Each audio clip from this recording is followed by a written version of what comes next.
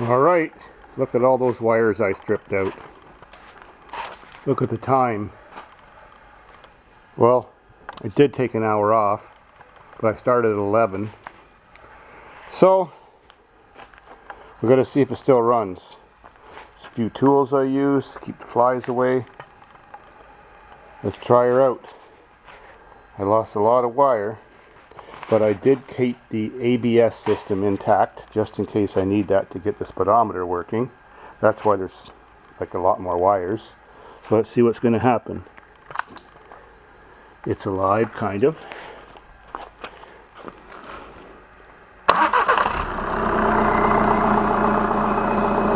Let's see if it still revs.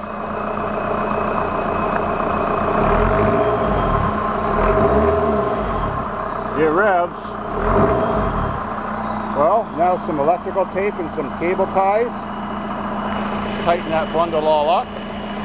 Figure out what those relays are for. Figure out what those relays are for. And then I can reduce the wiring, I guess. Still have 2 fuse boxes intact.